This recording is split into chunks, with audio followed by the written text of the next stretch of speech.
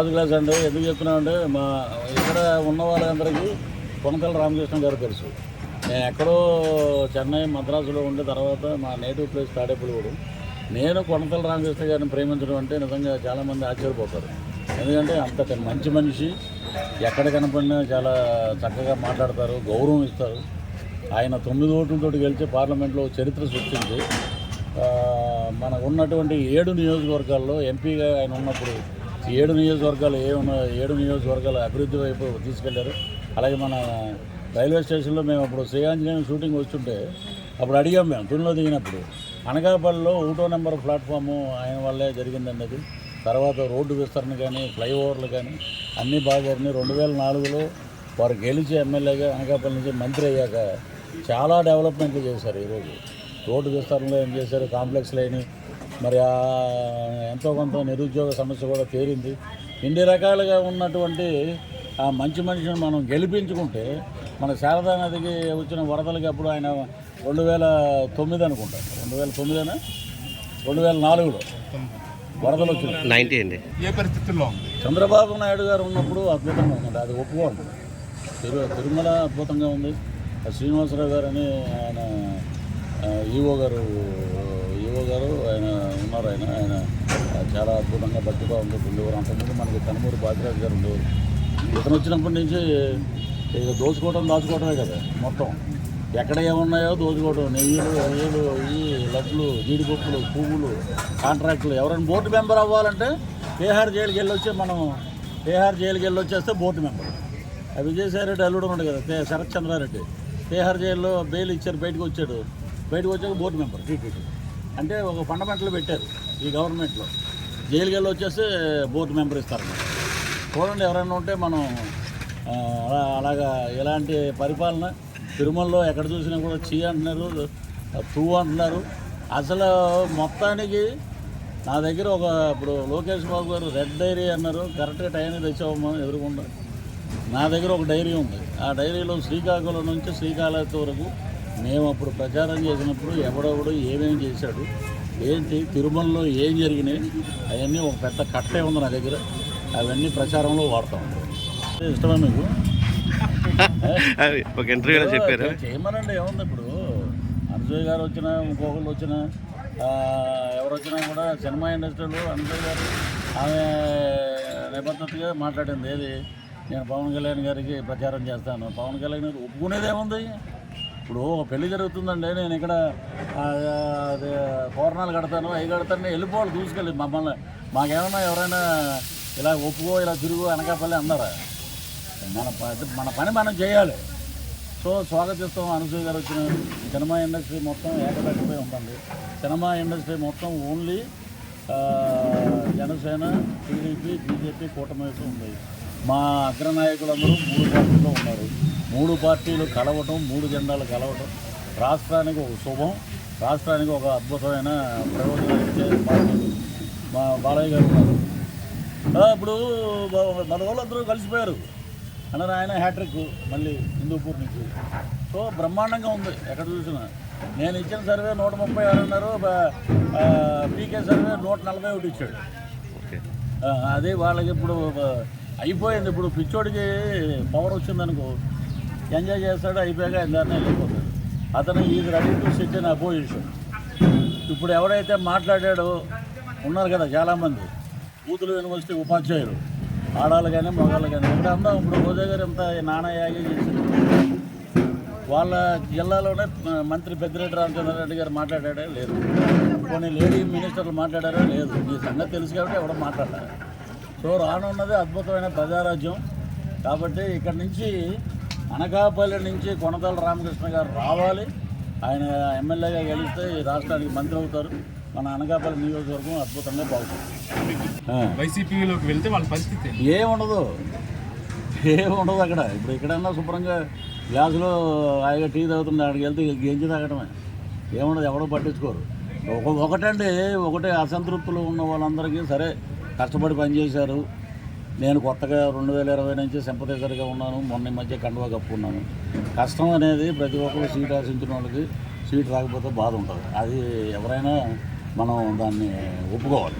సరే, దానికి వ్యతిరేకంగా సీట్ రాకపోతే మేము వెళ్ళిపోతాం, మేము అటు వెళ్ళిపోతాం, నీ అంతు తెలుస్తాం, పరుష పదజాలంతో చాలా వరకు మాట్లాడతారు. నిన్న ఎవరో సరోజ అని ఒక ఆమె ఎవరో చెట్టుపల్లికి సంబంధించిన క్యాండిడేట్ ఆమె ఏదో మాట్లాడేసింది నాదెండ్ల మనోహర్ గారిని, పవన్ కళ్యాణ్ గారిని. అంటే సీట్ ఇస్తే మంచోళ్ళు సీట్ ఇవ్వకపోతే. ఇప్పుడు ఏంటంటే ఆయన ఎంత త్యాగం చేశారు.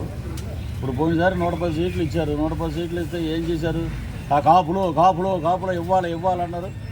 అక్కడ చూపించారు. ఏంటనేది ఆ గెలిచిన ఒకడు ఆడటి పోయాడు, ఆడికి చరిత్ర అయిపోయింది అక్కడితోటి. సో పవన్ కళ్యాణ్ గారు ఈసారి ఏంటి ఎలా చేశారు? ఒక దుర్మార్గుని ఎదుర్కోవాలంటే 3 పార్టీల ఐక్యత. అక్కడ బీజేపీ ఏమీ తక్కువగా కాదండి. ఒక వార్డు మెంబర్ కూడా గెలవలేనటువంటి పవన్ కళ్యాణ్ గారి మాట ఈ దేశ ప్రధానమంత్రి ఉన్నాడంటే అదే మా నీతి నిజాయితీ, అదే పవర్ ఆఫ్ గ్లాస్. ఆయన మొన్న చెప్పింది కూడా అదే, గ్లాసు పగిలే కొద్దీ పదునెక్కుద్దని. ఆయన మరి ఒక ప్రధానమంత్రి మొన్న మీటింగ్ వచ్చాడంటే వాళ్ళకి ఏ ఇంటెలిజెన్స్ రిపోర్ట్ లేకపోతే వాళ్ళు వచ్చి మీటింగ్లో ఎలా పాల్గొంటారు? పొత్తు పెట్టుకుంటే అప్పుడు ఉన్నాడు కదా జమ్మలగడ్డ రాంబాబు ఏదో పేరు.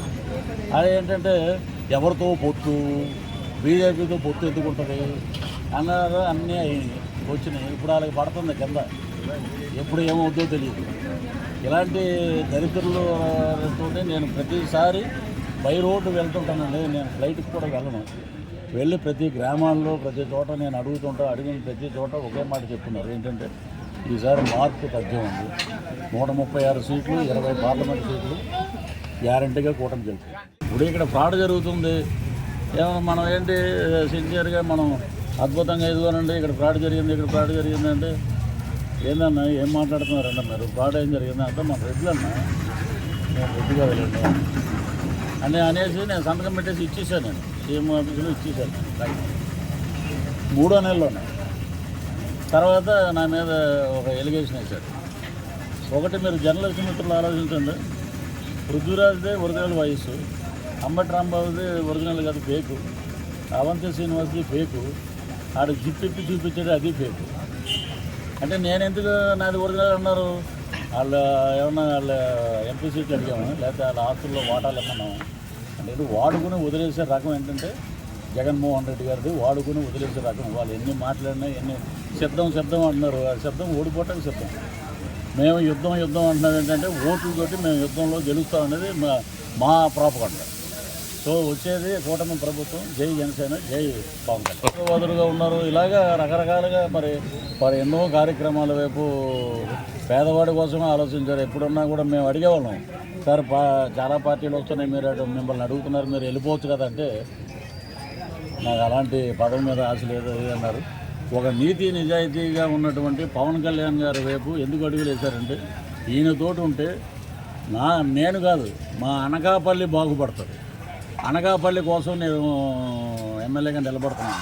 అనకాపల్లి అభివృద్ధి కోసం నేను పాటుపడాలి, మా ప్రజల్ని బాగా బ్రహ్మాండమైన స్థాయిలో చూడాలి, ఇక్కడ డెవలప్మెంట్ కావాలని చెప్పి నేను జనసేనలో జాయిన్ అయ్యాను. కాబట్టి మన రామకృష్ణ గారికి, అలాగే మా ఎంపీ గారు సీఎం రమేష్ గారు బీజేపీ అభ్యర్థి, ఉమ్మడి అభ్యర్థి. కాబట్టి ఇద్దరికీ అద్భుతమైన మెజార్టీని ఇచ్చి ఒకరిని పార్లమెంటుకి, ఒకరిని అసెంబ్లీకి పంపించాలని చెప్పి మనస్ఫూర్తిగా అనకాపల్లి ప్రజలకి విజ్ఞప్తి చేస్తూ జై జనసేన, జై కూటమి. వ్యత్యాసం ఏమీ లేదు. వీళ్ళకి డబ్బు, పదవి, అధికార దాహం ఇవన్నీ ఉన్నాయి.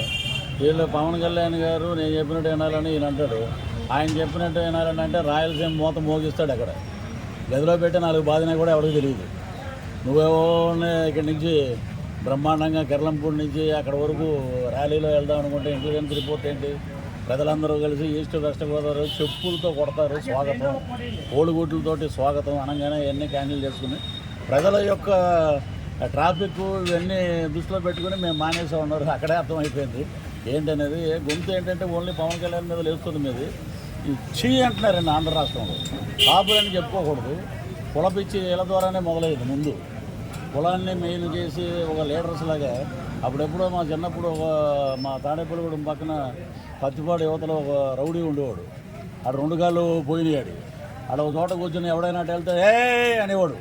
అంటే ఎవరిని మా టైపు వెళ్ళబాకంటారా అనేవారు మాట. అలాగే వీళ్ళు ఏంటంటే దగ్గరికి వెళ్ళి చూసాక ఇటు 2 కాళ్ళు లేవు కదరా అని ఉన్న తర్వాత అలాంటి వాడు ఇతను కాపు అని చెప్పి ఉద్యమం అని చెప్పి ఏం చేశారు మీరు కాపులకి?